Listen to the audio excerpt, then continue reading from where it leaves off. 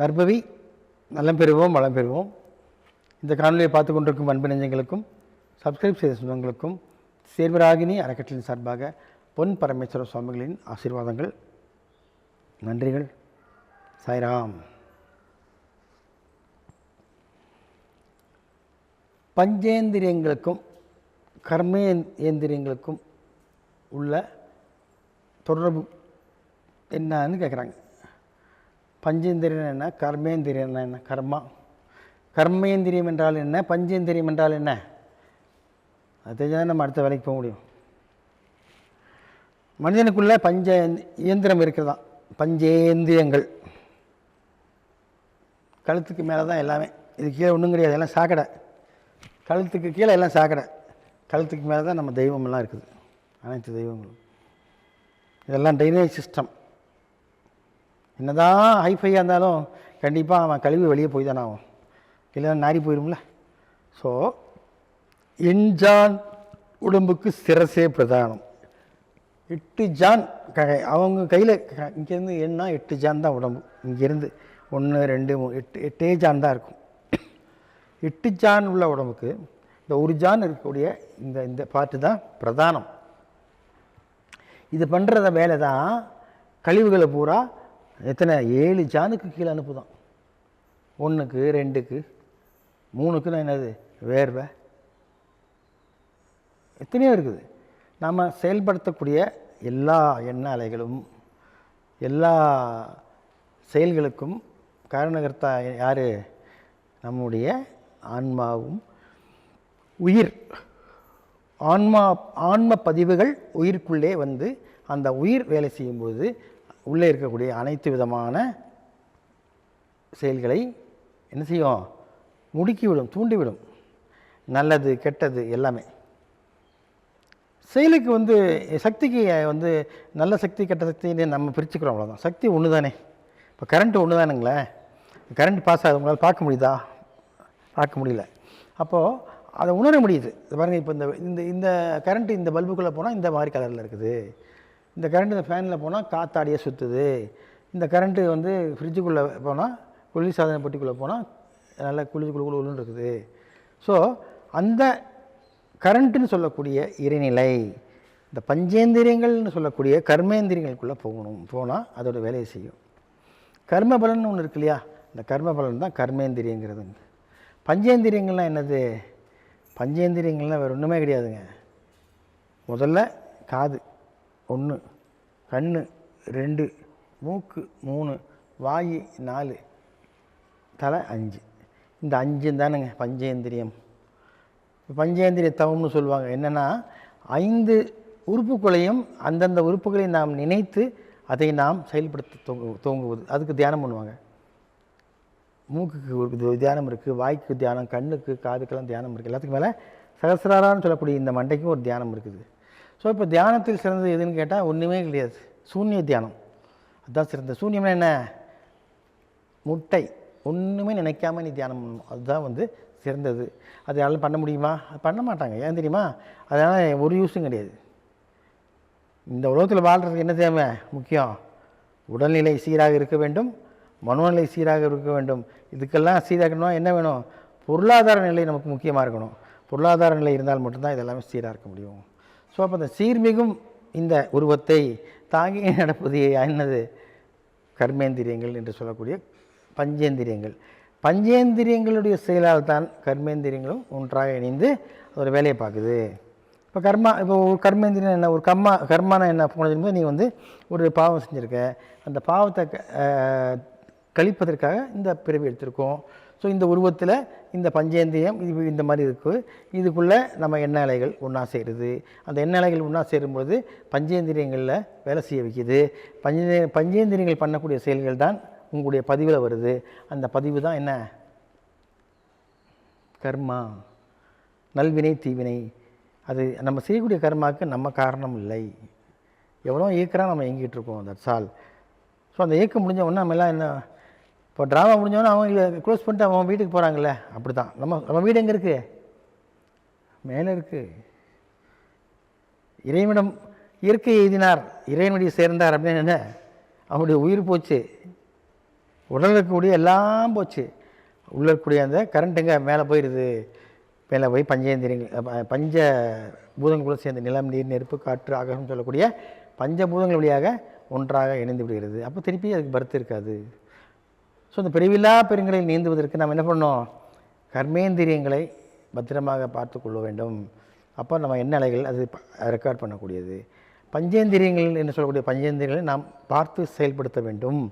அது என்ன? அதான் முகத்தில் இருக்கக்கூடிய அனைத்தும். பேசுகிறது கடுஞ்சொல் பேசுகிறோம், மூச்சு விடும்போது அதிகமான பெருமூச்சு விடுறோம், கண்மொழியாக பார்க்கும்போது நமக்கு வந்து கொடூரமான பார்வையாக இருக்குது, கோப பார்வையாக இருக்குது, இல்லை பெரிய கண்டிஷ்டி பார்வையாக இருக்குது.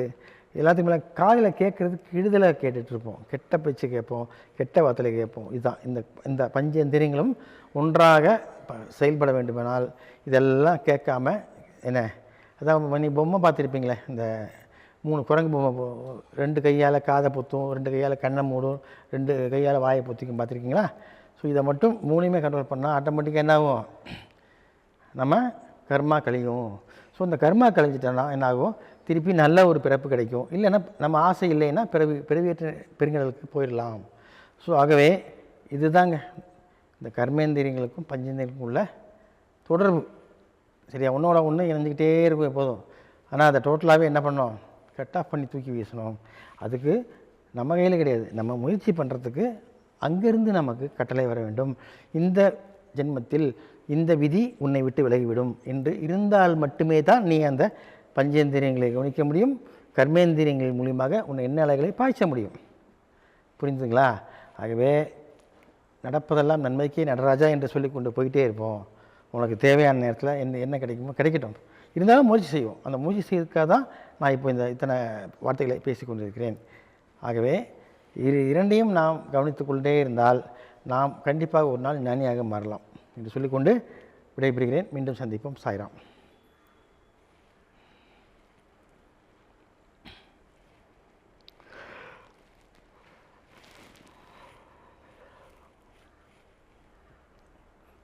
அடுத்தது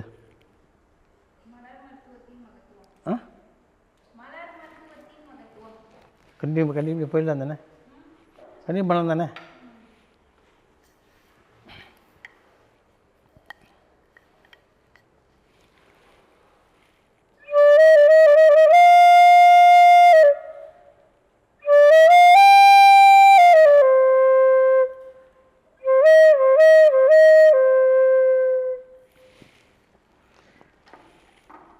நற்பவி நலம் பெறுவோம், வளம் பெறுவோம்.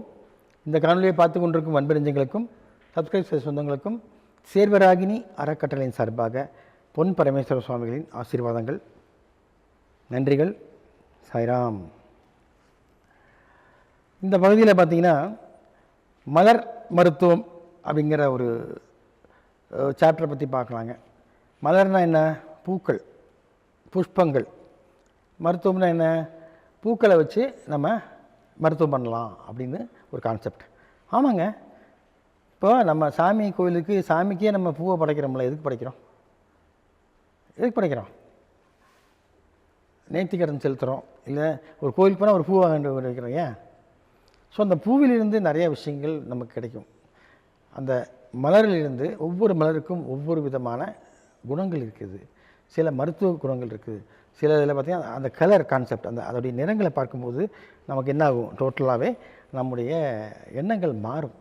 ஸோ அதுக்கு தான் பார்த்திங்கன்னா அந்த பூக்களுடைய ஒரு செயல்பாடுகள் நம்ம மனசை மாற்றும். அதுதான் பார்த்திங்கன்னா பெரிய பெரிய மனசு சரியில்லைன்னா என்ன பண்ணுவாங்க? ஒரு ரிலாக்ஸேஷனுக்கு பெரிய பெரிய ஃப்ளவர்ஸ் கார்டன், தோட்டங்கள், இயற்கையான சூழ்நிலை போய் உட்காந்து அதெல்லாம் பார்ப்போம். பார்க்கும்போது என்னாகும்? அதுலேருந்து வரக்கூடிய அந்த கதிர்வீச்சுக்கள் நமது கண் மூலியமாக, மூக்கு மூலியமாக, காது மூலியமாகலாம் உள்ளே போகும். உள்ளே போய் நம்மளை மூளையில் இருக்கக்கூடிய அந்த கவலைகளெல்லாம் நீக்குமா. இது ப்ரூவ் பண்ணியிருக்காங்க. ஒவ்வொரு மலருக்கும் ஒரு சக்தி இருக்கிறது என்று சொல்லியிருக்கிறாங்க.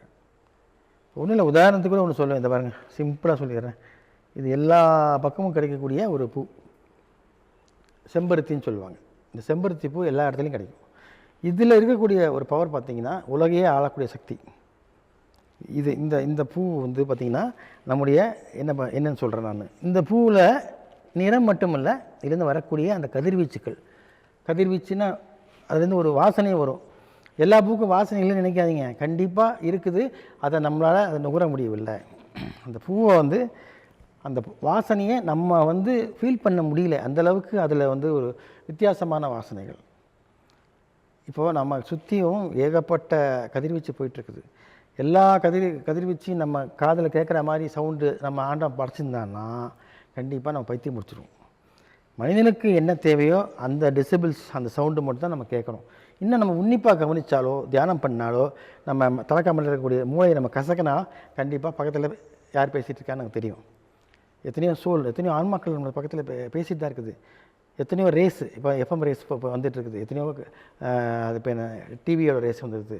எல்லாமே நம்மளால் பார்க்க முடியும், கேட்க முடியும். அதெல்லாம் பார்த்து கேட்டோம்னா என்ன ஆகும்? சுவாகா, பைத்தியம் பிடிச்சி பித்துக்குழியாகி உட்காந்துருக்க வேண்டியதான். அந்த ஆண்டவன் உனக்கு தேவையான அளவுக்கு அறிவை படைச்சினவனு இருக்கான். ஒரு லிமிட்டுக்கு மேலே உன் கண்ணிலையும் சரி பார்க்க முடியாது, ஒரு லிமிட்டுக்கு மேலே உன் காதுலையும் கேட்க முடியாது, வாயிலையும் வந்து உனக்கு லிமிட்டுக்கு மேலே சவுண்டு உன்னால் கொடுக்க முடியாது. ஸோ இதெல்லாம் வந்து இறைவனுடைய ஒரு அற்புதங்கள். அதே போல் தான் இந்த செம்பருத்தியை பற்றி சொன்னேன், அதுக்கு சொல்லிடுறேன். இந்த செம்பருத்தி பூ வந்து நாம் வந்து இருக்கும் இடத்துல வைத்து கொண்டாலோ இல்லை அதை நம்ம வந்து டேபிளில் ஒரு ஃப்ளவர் வாஸ் மாதிரி தினமும் தண்ணியில் வச்சுட்டு அதை தினமும் மாற்றிட்டே இருந்தோம், நமக்கு ஆளுமை திறன் அதிகமாகும். அப்படின்னா என்ன ஆளுமைன்னா என்ன? ஒருத்தரை வந்து ஈஸியாக நம்மளால் வந்து வேலை வாங்க முடியும். இப்போ வந்து வேலை வாங்கும் திறன் வந்து எல்லாருக்கும் கிடையாது. சிலவங்க பச்சாத்தாபம் பரிதாபம் பார்ப்பாங்க, எப்படி சொல்கிறது உங்களுக்கு இந்த வேலையை, ஐயோ அவங்க கஷ்டப்படுவாங்களே, அதுக்கு நம்மளே செஞ்சிடலாமே, அந்த எண்ணங்கள் நிறைய பேருக்கு இருக்கும். அது வந்து அவ்வளோ நல்லதில்லை. ஆனால் வந்து சரி சரி நல்லவன் தான், ஐயோ அவன் கஷ்டத்தில் இவனும் பங்கெடுத்துக்கிறான்னு நினைக்கிறான். ஆனால் அது அல்ல. இப்போ மேனேஜராக உட்காந்துருக்கிறான், ஒருத்தரை வந்து அங்கே வேலைக்கு அவர் ஒரு உதாரணத்துக்கு ஒரு சமையல் செய்கிறவங்க கலைஞர்னு வச்சுக்கோமே, அவங்கள்ட்ட போய் நம்ம எப்படி வேலை வாங்குறது, இன்றைக்கி பீட்ரூட் பொருள் வேணும்னு சொல்லிவிட்டு பேசாமல் உட்கார்றது எப்படி இருக்குது? ஏங்க இன்றைக்கி பீட்ரூட் பொருள் வேணுங்க, நான் வேணால் வந்து கொஞ்சம் செலவு தட்டுங்களா, தோலை சீவி தட்டுமா கேட்குறது எப்படி இருக்குது? அது உதவி செய்யக்கூடிய மனப்பான்மை இருக்குது. ஆனால் சம்பளம் வாங்குறது அவர் ஒன்றும் இல்லை. நீ மேனேஜர் பதவிக்கு சம்பளம் வாங்குற, அவங்க குக்கிங்க்கு சம்பளம் வாங்குறாங்க. ஸோ அதான் அந்த ஆளுமை திறன். இந்த ஆளுமை திறனை வந்து வளர்க்குறது என்னது? இதுதான். உதாரணத்துக்கு சொன்னேன், இந்த மாதிரி நிறையா இருக்குது. பெரிய தலைவனாகலாம். பெரிய தலைவனாகிறதுங்கிறது சாதாரண விஷயம் இல்லை. எத்தனை தொண்டர்களை நீ கண்ட்ரோல் பண்ண வேண்டியிருக்கும். அத்தனை பேர் மனசையும் நீ புரிஞ்சுக்கிட்டு அவனுக்கு தகுந்த மாதிரி பதில் சொல்ல வேணும். எல்லாரையும் வேலை வாங்க தெரியணும். அப்போ தான் நீ தலைவனாக முடியும். சும்மா ஒன்றும் தலைவனாக முடியாது. என்ன சும்மா ஒரு ஃபேமஸ் எல்லாம் இதில் வந்துட்டோம் அதில் வந்துட்டோன்னு ஆஹா ஓஹோன்னு அதெல்லாம் கிடையாது. உன்னை பார்த்து அவன் பணிய வேண்டும். அப்படி எத்தனையோ பேர் நம்ம நாட்டில் பார்த்துருப்பேன். எத்தனையோ பேர், நான் அதெல்லாம் பேரை சொல்ல விரும்பலைங்க, பெரிய பெரிய குண்டர்களே குனிந்து நின்ற காலங்கள்லாம் உண்டு. அப்படிலாம் நிறையா பேர் மந்திரிகளாக இருந்திருக்கிறாங்க. அப்போது அதுக்கு இதுதான் காரணம்னு நான் சொல்ல வரல, இதுவும் ஒரு காரணம். நேர காலங்கள் ஒன்று இருக்குது, நீ பிறக்கும் பிறவியோட அமைப்புகள் இருக்குது. எல்லாத்துக்கும் மேலே நீ உன்னுடைய ஆளுமை திறனை வளர்த்து கொள்ள வேண்டும் என்றால் செம்பருத்தியை பயன்படுத்துங்கள். செம்பருத்தி உங்கள் இடத்துல கொண்டு வந்து வைங்க, இல்லை செம்பருத்தி செடி பக்கத்தில் போய் நிறைய நேரம் ஸ்பெண்ட் பண்ணுங்கள், இல்லை செம்பருத்தி பூவை கடித்து சாப்பிடுங்க. என்னாகும்? செம்பருத்தி கடித்து சாப்பிட்டிங்கன்னா மண்டைக்குள்ளேயும் வேலை செய்யும், மண்டைக்கு மேலே மசூரும் நல்லா வளரும். ஹேர் முடி இருக்கு இல்லையா, அதுவும் க்ரோத் நல்லாயிருக்கும், கருகருன்னு இருக்கும். நிறையா டைக்கெல்லாம் இதுதான் யூஸ் பண்ணுறாங்க, இது இலையும் இந்த பூவும் யூஸ் பண்ணுறாங்க. ஆனால் அதை நம்ம பயன்படுத்தும் போது நமக்கு திரும்ப சொல்கிறேன், நமக்கு எல்லாரையும் வேலை வாங்கக்கூடிய மனோபக்குவம் அதிகமாக வரும். உதாரணத்தை சொல்லியிருக்கேன், இது மாதிரி நிறைய லட்சக்கணக்கான பூக்கள் இருக்குது. இதை பற்றி கூட நம்ம ஒருத்தர் புக் எழுதியிருக்கிறாங்க. இந்த அன்னை அரவிந்த ஆசிரமம்னு ஒன்று இருக்குது பாண்டிச்சேரியில். அதில் பார்த்திங்கன்னா பூக்கள்னு போட்டு அது பூக்களுடைய தன்மைகள், அதோடைய என்ன வியாதியை குணப்படுத்தும், அது என்ன எல்லாமே டீட்டெயில் இருக்குது. அந்த புத்தகத்தை வாங்கி பாருங்கள். மலர் மருத்துவம்னு புத்தகமே போட்டு வைக்கிறாங்க. அதுலேயும் எந்த பூக்கு என்ன சக்தி இருக்குது, அதை எப்படி பயன்படுத்தலாம். உண்மைங்க, அது காஞ்சி போனால் கூட அதுக்கு பவர் இருக்குது, நல்லா புரிஞ்சுக்குங்க. பச்சையாக இருக்கும்போது பவர் இருக்கும், அது நல்லா காஞ்சாலும் பவர் இருக்குது. ஸோ அந்த மலர் மருத்துவத்தில் எத்தனையோ வியாதிகளை குணப்படுத்தியிருக்காங்க நம்ம சித்தர்களாகட்டும், நம்ம இப்போ இருக்கக்கூடிய மலர் மருத்துவர்கள் எல்லாருமே வந்து சிறப்பான முறையில் பண்ணுறாங்க. ஆனால் வந்து சீப் அண்ட் பெஸ்ட்னு சொல்கிறத விட அதில் நம்ம நம்பிக்கணுங்கிற அவசியமே இல்லை. நல்லா புரிஞ்சுக்கங்க, நம்பிக்கைக்கு அப்பாற்பட்ட விஷயந்தான் அந்த மலர் மருத்துவம். ஆனால் மனசுக்குள்ளே ஒரு நம்பிக்கையோடு போகணும். இது போகிறோம், எனக்கு இன்றைக்கி காய்ச்சல் இருக்குது, இன்றைக்கி மலர் மருத்துவத்தில் போய் சரி பண்ணிக்குவோம் அப்படின்னு போய் அவர்கிட்ட பார்த்தா அவர் பார்ப்பார். என்ன பண்ணுவார்? ஒன்றும் இல்லை, இந்த நித்திய கலைஞர் பூர்களே சுடுகாட்டு மல்லின்னு சொல்லுவாங்க. அந்த பூவை எடுத்து தண்ணியில் போட்டுருவாங்க. 2 பூ தான், ஒரு டம்ளரில் போட்டு ஊற வச்சு அதை எடுத்து இந்த குடிங்க, பூ எடுத்துருவாங்க, தண்ணியை குடிங்கம்பாங்க. குடித்தா ஒரு மாதிரி வாசம் அடிக்கும். குடிச்சிட்டிங்கன்னு வைங்க, காய்ச்சல் பறந்து போயிடும். மாதிரி ஒவ்வொரு பூக்கும் ஒவ்வொரு தன்மை இருக்குங்க. ஆகவே மலர் மருத்துவத்தை மதிப்போம். மலர் மருத்துவத்தின் பயனை நாம் முழுமையாக அனுபவிக்க வேண்டுமானால் அதில் நாம் ஈடுபட வேண்டும் என்று சொல்லிக்கொண்டு விடைபெறுகிறேன். மீண்டும் சந்திப்போம். சாய்ராம்.